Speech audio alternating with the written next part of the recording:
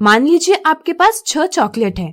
अगर आपको इनमें से 2 चॉकलेट का एक समूह बनाना हो तो आप कितने समूह बना पाएंगे?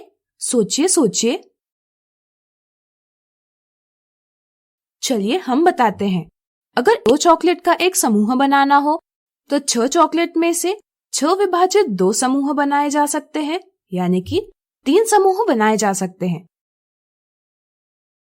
जरा सोचिए, अगर आपको इतने ही चॉकलेट में से आधी चॉकलेट का एक समूह बनाना हो तो आप कितने समूह बना पाएंगे?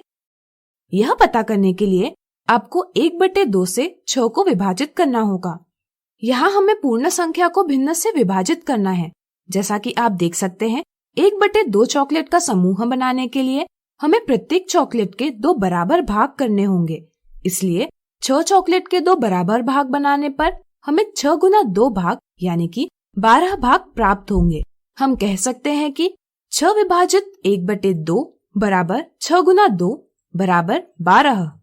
यह 2 और 1/2 एक दूसरे के व्युत्क्रम यानी रेसिप्रोकल है। किन्हीं भी 2 संख्याओं का गुणनफल 1 हो तो ऐसी संख्याएं एक दूसरे की व्युत्क्रम होती है। इसी प्रकार 5 और 1/5 भी व्युत्क्रम है। क्या आप बता सकते हैं कि 4/7 और 7/4 व्युत्क्रम है या नहीं? सोचिए सोचिए। सही सोचा आपने। इनका गुणनफल 1 है, इसलिए ये भी एक दूसरे के व्युत्क्रम है। व्युत्क्रम की समझ से हम भिन्नों का विभाजन आसानी से कर सकते हैं। इस तरह से एक पूर्ण संख्या को भिन्न से विभाजित करते समय हम पूर्ण संख्या को वैसा का वैसा लिखते हैं और इसे दूसरी संख्या के व्युत्क्रम से गुणा करते हैं। तो आइए भिन्नों के विभाजन से संबंधित कुछ और स्थितियां देखें। मान लीजिए इस बोतल में 3/4 लीटर जूस है। अगर इसे 6 बच्चों में बराबर रूप से बांटना हो तो प्रत्येक बच्चे को कितना जूस मिलेगा? इसे पता करने के लिए हमें 3/4 को 6 से विभाजित करना होगा। यहाँ हम एक भिन्न को पूर्ण संख्या से विभाजित कर रहे हैं। आइए इसका परिणाम ज्ञात करें। मान लीजिए इस पट्टी को हम एक पूर्ण मानते हैं। बोतल में 3/4 लीटर जूस है। इसे निरूपित करने के लिए हम पट्टी के 4 बराबर भाग बनाएंगे। संख्या रेखा पर पहला भाग व्यक्त किया जाएगा 1/4 से, दूसरा भाग व्यक्त किया जाएगा 2/4 से, तीसरा भाग व्यक्त किया जाएगा 3/4 से और चौथा भाग व्यक्त किया जाएगा 4/4 से, यानी कि 1 से। इन 4 भागों में से 3 भाग लिए गए हैं, इसलिए हम 3 भागों को छायांकित करेंगे।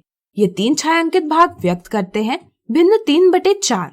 चूँकि 3/4 लीटर जूस 6 बच्चों में बराबर रूप से बांटा जाना है, इसलिए हमें छायांकित भाग के 6 बराबर भाग बनाने होंगे। सोचिए यह हम कैसे करेंगे?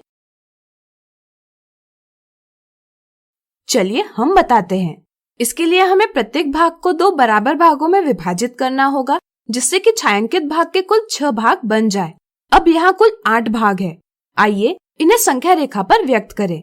जैसा कि आप देख सकते हैं, छायांकित भाग को 6 बराबर भागों में बांटने पर प्रत्येक भाग 1/8 है, इसलिए प्रत्येक बच्चे को 1/8 लीटर जूस प्राप्त होगा।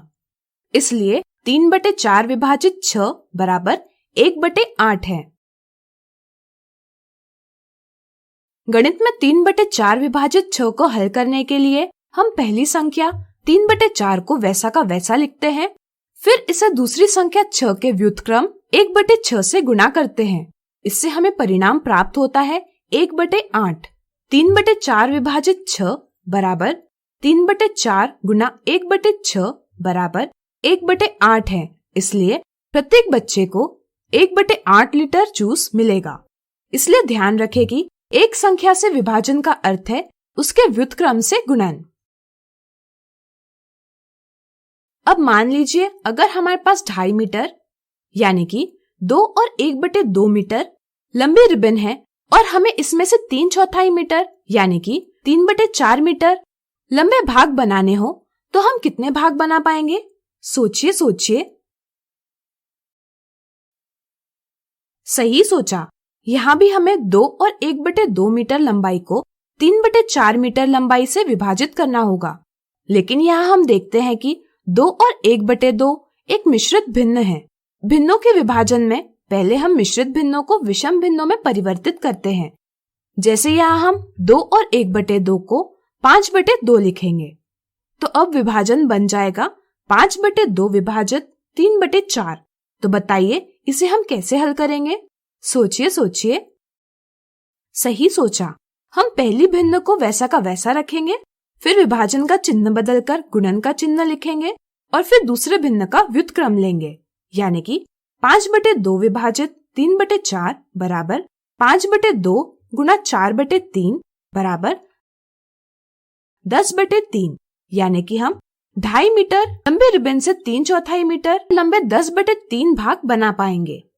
हम कह सकते हैं कि भिन्नों के विभाजन में भी हम पहली भिन्न को वैसा का वैसा लिखते हैं और फिर इसे दूसरी संख्या के व्युत्क्रम से गुणा करते हैं।